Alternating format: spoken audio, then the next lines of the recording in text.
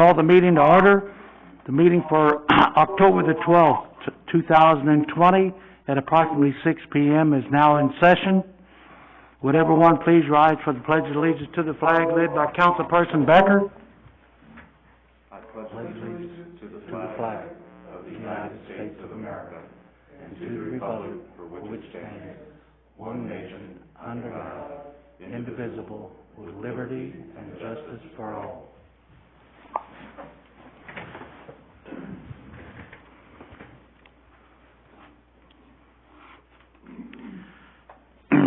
I will take the roll call. Councilperson Geneva. Here. Councilperson Schonberg. Present. Councilperson Becker. I'm here. Councilperson Fisher. Absent. Councilperson Bradley. Here, Your Honor. Councilperson Massa. Absent. Councilperson Farmer. Here, Your Honor. And Councilperson Pickerel. Present. I will entertain a motion for the approval of the agenda. So moved. Second. The motion's been made and seconded. Any further discussion? All in favor? Aye. Opposed? Hearing none, motion carried. Madam Clerk, has this agenda been posted, dated, signed, and or initialed? Yes.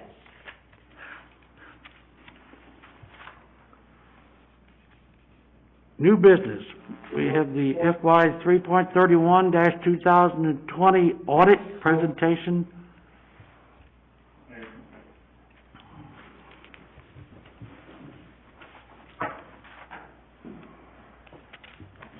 Good evening, Council. Good evening. Mayor. Yes, sir. My name is Eric Stopp of Stopp and Van Hoy. I'm here to present the fiscal year 2020 audit. Trust you all have a copy in front of you. As in the past, I'm not going to refer to any particular page within the audit. If you have any questions, feel free to ask me at any time, but I'm just going to be hitting the highlights. I was asked to give a brief overview of the audit, and that's what I'm here to attempt to do. A few highlights of the audit. As we've had in past years, we have an unmodified opinion on the audit report itself. That is the best opinion you can get. Clean opinion. There's no findings or modifications to the report itself. A few of the highlights, albeit there aren't any huge highlights. I'm not going to sit here and pretend that you can't read, but cash and investments have stayed fairly constant from last year to the past. Government activities expenses did increase approximately $289,000. The vast majority of that increase was really in our public works division. There was a little bit in general government, but the majority of that increase from the prior year was public works. We had accounts payable. Due to other governments increased to $289,000. That piece of it there is our transportation tax, which is due back to us from the county for the county T-tax. There was some work done that we're still waiting to receive that money in, but that's the majority of that money. We have an increase in about $30,000 in payables. Next bullet point down, that's the government activities expense I was talking about, increase of approximately $265,000. But like I said, that is the vast majority of that was public works expense, and is somewhat related to due to from other governments that county T-tax that we're waiting to get money back from the county. Net position decreased by $227,000. Net position for county is essentially net income. For on the gov activities, government-wide, including all the funds, we had a loss of around $227,000. Again, a lot of that was driven by the public works improvements we did. And then our note payable to the fire truck decreased by $93,000, just based on the payments we made. Over on the more liability side, the net pension liability, this is the one that has swung wildly in past years. We have a pretty well status quo change this year. We have an increase of $19,000, but again, like always, I really want to hammer home that our pension is 96% funded, and we are paying in 100% of what Loggers tells us to pay in every year. So the liability is really a function of the actuaries determining what we're going to owe at some point in the future, but again, we are paying 100% in of every dollar that the Logger tells us we need to contribute every year. Water and sewer operating revenue increased by about $103,000. Operating expenses increased by about $95,000, and then we had a net a net loss, on the water and sewer fund of about $19,000. These slides are fairly self-explanatory. You can see that sales tax, we had a dip in 19, but through fiscal year 20, sales tax is up. I believe a portion of that is the new sales tax that came on for, there. So we're seeing the big increase in 20 is that we have had a full year of that sales tax increase. I'd also like to point out that the bottom of that chart is not at zero, so there appears to be a lot more variability in that chart than there really is. That is correct. Property tax, slightly down compared to 19, but fairly status quo. Government activities expenses, we had the increase of around the $265,000, and from looking over the work papers, I say that I think the big increase there was more of our public works division that drove the biggest part of that increase. Green, charges for services in green, operating expenses in red. I think what this kind of really tells us is if you mentioned, remember a minute ago I mentioned that we had a decrease in net position, net income. We had a loss of $19,000 in water. Our operating revenues outpace our operating expenses, but the reason we're showing a loss is the non-operating portion of that, our debt service. That when you factor in the debt service, that's where we had about a $19,000 loss. But when you're looking at true operating revenue versus expense, we are making money on the water and sewer fund. It's the debt service that ultimately drives us to a loss in the water and sewer. Government activities debt, this would be the fire truck we purchased in 2019. Again, we've made 2 years of payments. We have a decrease in that. And then our business type activities, the new sewer COPs for the sewer plant. We're pulling down that debt through the payments.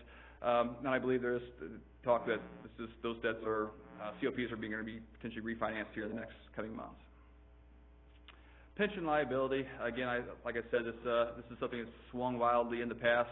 I don't suspect this is going to move as much as it did those first couple of years. I think the actuaries have come into a more of a settled area. It seemed like back in 17, 18, we were just seeing massive swings all over the place. But for all the municipalities we audit, but here in the last few years, it seems to be a more of a steady change from year to year at this point in time. As far as findings, comments, we had no significant deficiencies or material weaknesses that we noted. We always talk to a variety of different areas of improvement with the city, but nothing material at the point in time that we had to report in our report itself. And I will open it up to you for questions. This is more of a question for Jason probably, but that jump in government expenses and the decrease in net position for government activities, basically we didn't do a significant street project last year, so we carried a balance over and then we started doing some more in this most recently completed fiscal year. Isn't that right? That's correct. Okay. Anybody else got any questions? Mr. Eisenbusch, do you have anything to add, or? No, I appreciate the auditor, they always do a great job. Barb was going to be here tonight, but I told her to go ahead and stay home. Barb really does a great job making it easy for these guys. Eric usually mentions that every year. She does. She has everything. Those guys are in and out of here, and she does a great job. She deserves a pat on the back. Yes, I agree. Barb does a wonderful job. The city here, as far as comparing to other cities, we have less audit adjustments and findings here, Crystal Cities, than we do most other places. She does a wonderful job. So, Good. Jason has more contact information. So does Barb. If you guys have any questions in the future, if you have, as you're looking over the report, feel free to reach out to us. We'll be happy to answer anything we can. Mr. Cherry, did you have a question? Well, it was an observation that Jason talked about. At one point, it was noted that we've doubled the allowance for loan loss. And somehow that's on our water recoverables. I talked to Jason, and something we may want to think about in the future. Jason's already on top of it. is, possibly getting, a little bit more aggressive with our collectibles, maybe even getting some outside, forces to try to collect some of these water, bills when people move out. So, and again, great job from Barb, as always, she does fantastic work. That's it. Very good, thank you, sir. All right, thank you. Appreciate it. Eric, you have a good evening. You too, thank you. Yes, sir.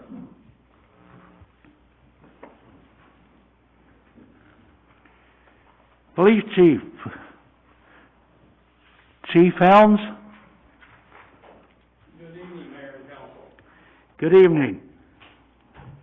I'd like to take just a minute of your time to recognize a few people within the police department. Yes, sir? Been kind of trying to do this, but this whole COVID thing's kind of threw a wrench into a lot of stuff. So, very often, or very seldom do we go a month or two without having some things that I could recognize and actions that people take. But, tonight I asked these, few individuals to come in. I think I'll just have them come up here and stay apart just a little bit real quick, the first two.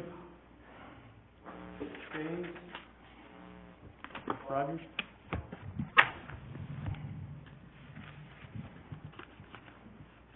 Can't even see their face, right? That's kind of the point. These two are new individuals to us. Curtis James was hired December 13th, 2019, and he's doing very well.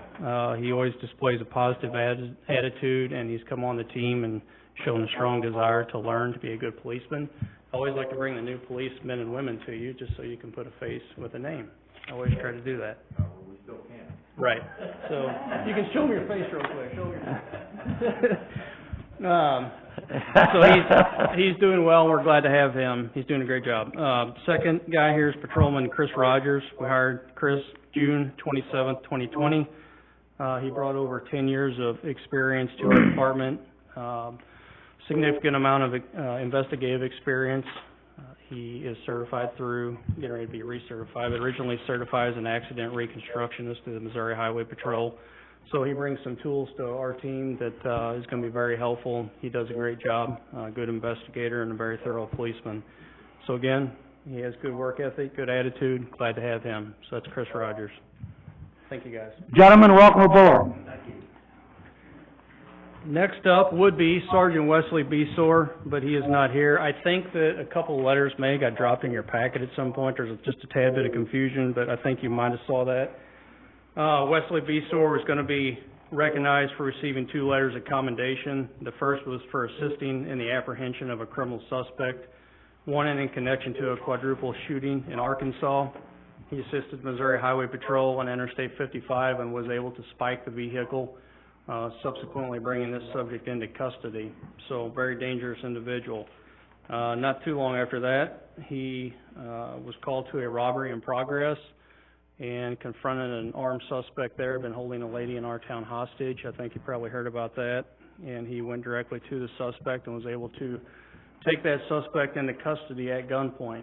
So he's going to receive 2 letters of commendation.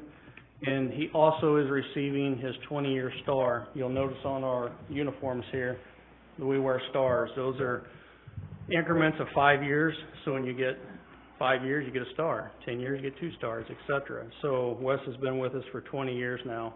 His daughter had, I think, her last volleyball game tonight. So he said he could not make it, and I understand. So that's Wesley Besor. Very good. I would have Sergeant Boyer and Patrolman Andrew Houston come forward, please.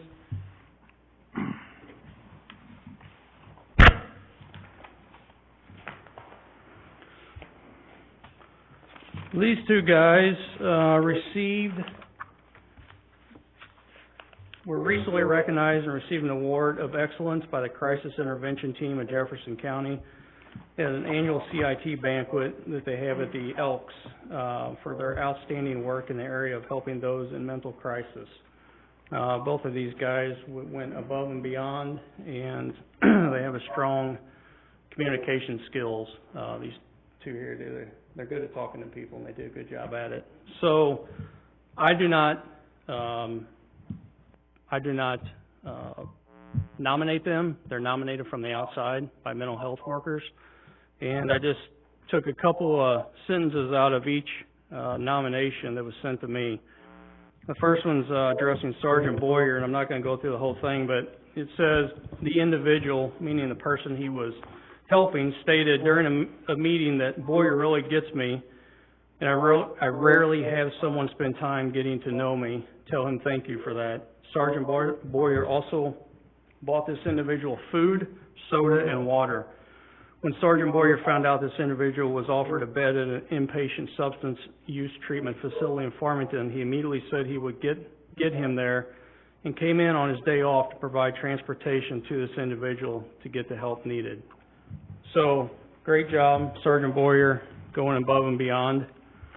The second is Andrew Houston. He also received the same award. And I took a portion out of what was written about his situation or the incident he handled. The patient was reluctant to talk, so Officer Houston thought of a way to communicate that helped her feel safe. They wrote notes back and forth in a notebook, and she disclosed her suicidal plan to him. Officer Houston even met with her family and told them, "I don't care what you're having to go through legally. Warrants or not, if you need me, I will look past all that to get you the help you need." He spoke with the patient's mother to confirm the children were safe. His compassion did not stop there. He offered to buy diapers and formula for them. In both incidents, the individuals were able to be admitted and receive the treatment they need. So again, these two officers received an award of excellence, and they both get a letter of commendation from me on a job well done. Thank you.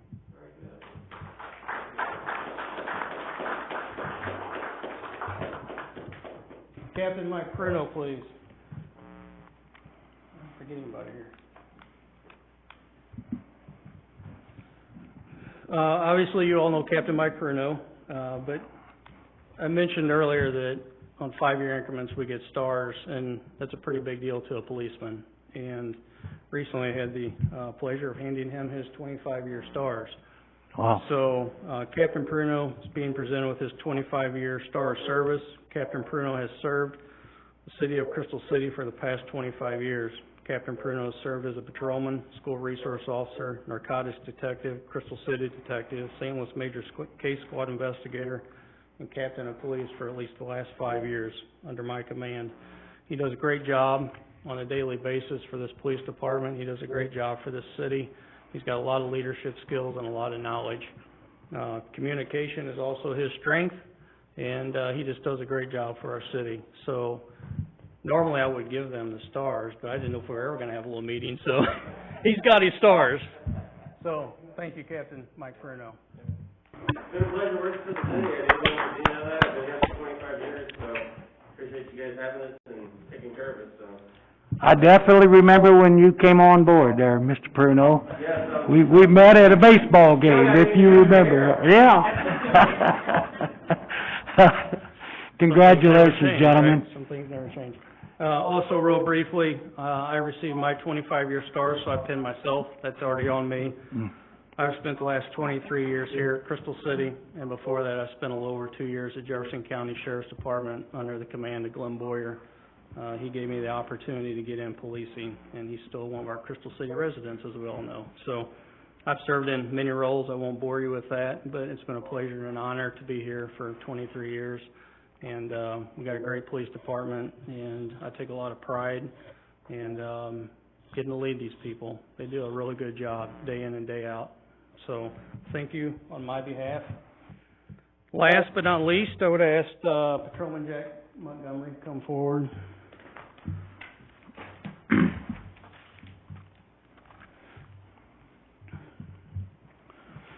May 26, 2020, Jack responded to a call in the city limits of Crystal City which involved a female in the process of childbirth. Upon arrival, Jack was able to quickly assess the situation and provide medical assistance to the newborn infant, which had stopped breathing. Jack physically unwrapped the nuchal cord, which was wrapped around the infant's neck multiple times, thus allowing the infant to begin regular breathing. Medical personnel confirmed Jack's actions were vital in the survival of the infant, and his actions stabilized the scene until Joachim Platt and paramedics could arrive to continue providing medical assistance to both mother and child. Jack also verbally aided another infant which was on scene at the time of the incident. All commanders of the police department agreed that you are deserving of the Life Saving Award. Wow. Very distinct honor. I want to recognize you and thank you for a job well done. Also, I would typically give this to Jack, but he already has it on his chest. We had a meeting, and the captain and I, and others have met with Jack, and he's come on board here. He's been here a little bit with us, but he's come on board and just put forth a great effort for the city and the police department. And I think I'm nearing 6 years of being your chief of police, and I never handed out a life-saving award. And I'm not wearing one on my chest, and I've been doing it 25 years. So it's with honor that Jack is receiving this. It's well-deserved, and I appreciate your efforts, and I thank you. Thank you, sir. I have nothing further unless council has any questions. The only other thing I'd like to add, Chief, is I did read the letter from Mr. Moonier about Mr. Booyer last week, or the last meeting that we had. Yes, sir. And that was well appreciated, the efforts that these gentlemen put forward, you know, within their community, and also outside the community. I mean, they're cross-trained, they cross-commissioned, and they do an outstanding job, and I believe we got an outstanding police force, and I truly appreciate it, and I mean that solely from my heart. Thank you, gentlemen, appreciate it. Thank you, council.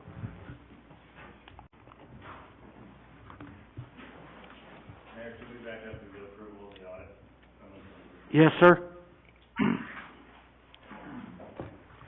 I'll move to accept the fiscal year 2020 audit findings. Second. The motion's been made and seconded to approve the fiscal year 2020 for the audit. Any further discussion? All in favor? Aye. Opposed? Hearing none, motion carried. Anything else, Mr. Eisenbeis? No, the last thing that we have on the agenda is the go-to-market resolution. As you all know, on the 26th of October, Stiefel will be going to market to refinance our COPs, and we must have this resolution approved prior to them doing so. Very good. And I will remind the council, if you're going to speak, ladies and gentlemen, would you please hit the button on your microphone? Don't forget to hit that. I apologize, Mayor, we've been doing this a while without these, it's hard to get used to. I understand, believe me. But don't forget, I can...